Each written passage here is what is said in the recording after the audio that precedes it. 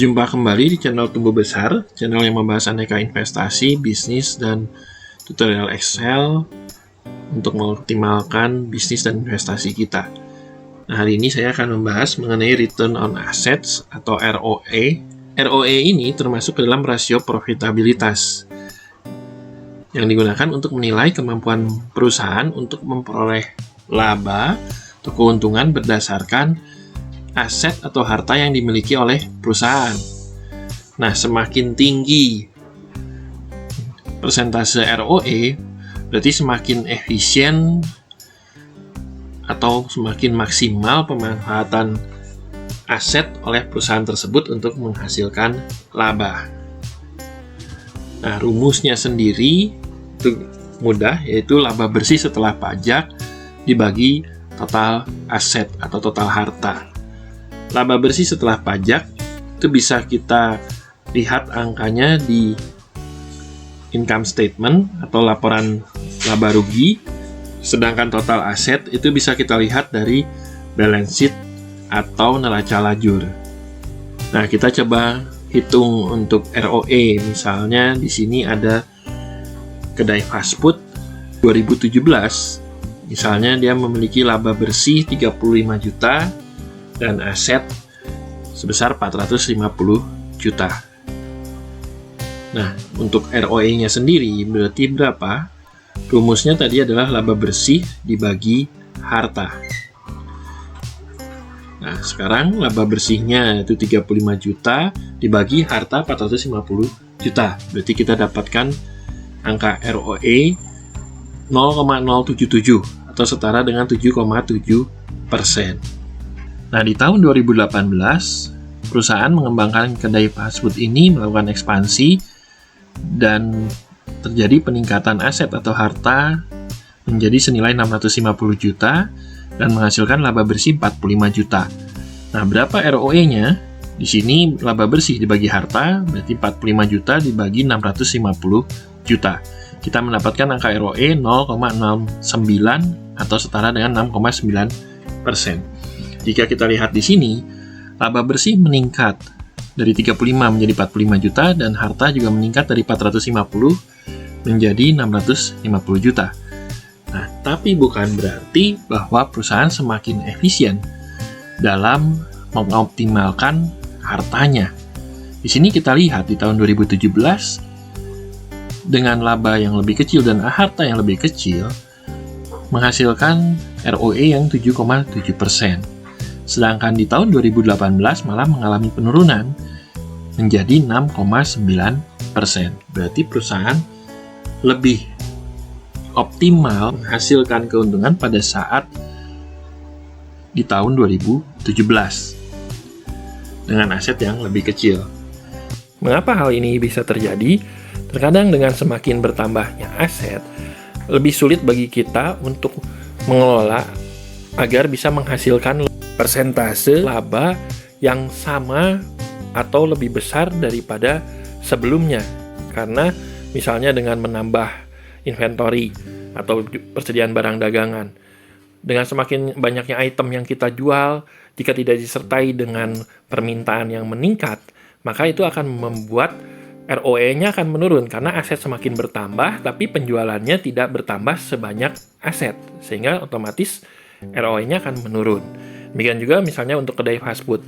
Jika misalnya menambah cabang, nah jika permintaan di cabang kedua ataupun ketiga tidak sebesar permintaan di pusat, atau malah hanya mengalihkan yang tadinya beli di kedai pusat, lalu sekarang beralih beli ke kedai kedua dan ketiga tanpa adanya pertambahan orang yang beli ataupun tambahan jumlah barang yang dibeli, maka otomatis akan menurunkan ROE karena aset kita bertambah, kita harus menambah gerai, namun penjualan tidak bertambah sesuai dengan pertambahan aset. Jadi hal ini juga harus kita hati-hati, harus kita perhatikan dan juga perlu kita evaluasi sebelum kita melakukan penambahan aset. Nah, misalnya perusahaan sudah melakukan evaluasi dan sudah melakukan step-step untuk berusaha meningkatkan kembali ROE. Misalnya kita lihat di tahun 2019 dengan aset atau harta yang misalnya masih sama 650 juta, perusahaan bisa mendapatkan laba bersih 58 juta. Kita lihat di sini berarti ROE-nya itu laba dibagi harta, berarti 58 juta dibagi 650 juta, kita mendapatkan angka 0,09 atau setara dengan 9%. Meningkat dibandingkan tahun-tahun sebelumnya. Nah, tentunya jika kita ingin evaluasi, kita perlu bandingkan juga dengan perusahaan lain yang bergerak di bidang yang sejenis untuk melihat apakah ROE yang sudah dihasilkan oleh perusahaan tersebut apakah sudah baik atau belum. Nah, kita lihat misalnya di sini kita ada dua kedai kopi, yaitu kedai kopi tumbuh dan kedai kopi besar. Dua perusahaan berbeda.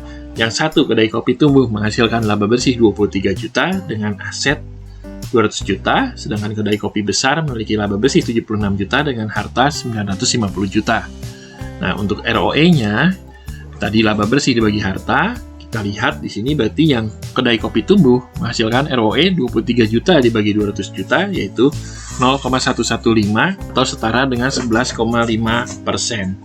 Sedangkan kedai kopi besar menghasilkan ROE 76 juta dibagi 950 juta, yaitu sebesar 0,08 atau setara dengan 8%.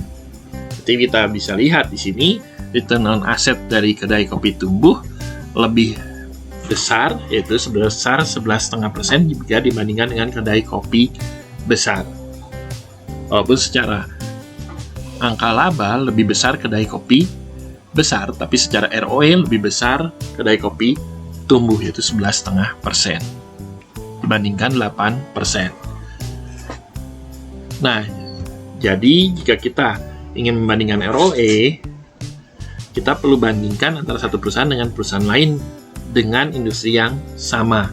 Misalnya Mayora dengan Garuda Food, Bank BCA dengan Bank BNI dan Bank Mandiri, Tokopedia dengan Bukalapak dan Shopee misalnya.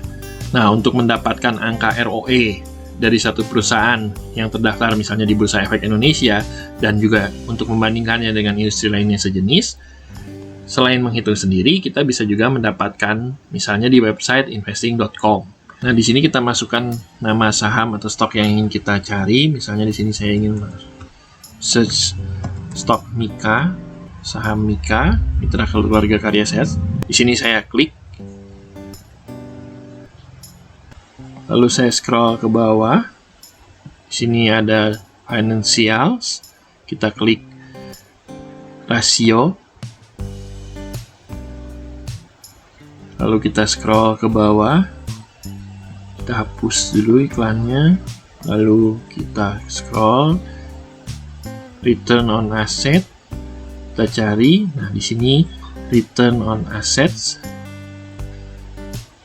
Ada yang TTM. TTM itu berarti trailing 12 months, data 12 bulan terakhir. Nah, di sini untuk Mika itu return on asset-nya, ROE-nya itu 12 bulan terakhir adalah 21,67%. Sedangkan ini adalah angka rata-rata untuk industri, untuk perusahaan lain dalam industri yang sejenis, di angka 14,42. Berarti sudah baik dibandingkan dengan perusahaan lain di industri yang sejenis. Sedangkan di bawahnya kita bisa lihat ini adalah return on asset untuk data rata-rata 5 tahun terakhir, 5 years average. Untuk data 5 tahun terakhir rata-rata itu Mika di 15,46% ROE-nya, sedangkan untuk perusahaan lain di industri yang sejenis itu di 8,4%. Berarti secara 12 bulan terakhir dan secara 5 tahun rata-rata itu Mika berada di atas rata-rata industrinya.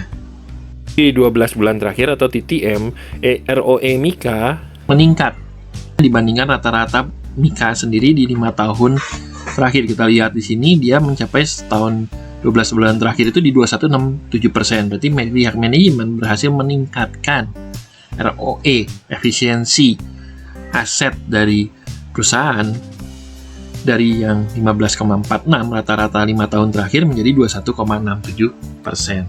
Berarti perusahaan sendiri untuk Mika kita bisa bilang memiliki kinerja yang baik dari segi ROE-nya, baik dibandingkan dengan capaian perusahaan di tahun-tahun sebelumnya maupun dibandingkan dengan kinerja perusahaan lain di industri yang sejenis. Nah, tapi jika kita ingin membeli suatu saham, sebaiknya kita menggabungkan juga dengan rasio lain untuk menentukan apakah kita akan berinvestasi atau membeli suatu saham perusahaan tersebut atau tidak. Misalnya kita bisa gabungkan dengan return on equity, itu bukan return tapi return harusnya, lalu debt equity ratio, price earning ratio, dividend yield, earning per share, dan juga rasio-rasio lain yang kita suka gunakan. Nah, demikianlah untuk video kali ini. Mudah-mudahan bermanfaat.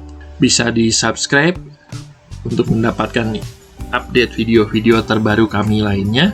Dan jika menyukai video ini bisa di-like, tidak menyukai bisa di-dislike. Dan bisa di-share juga ke teman-teman atau rekan-rekan lain yang mungkin memerlukan terkait tema ROE ini. Semoga investasi rekan-rekan semakin bertumbuh dan semakin besar bersama dengan channel Tumbuh Besar. Semoga selalu sehat dan sukses selalu. Terima kasih.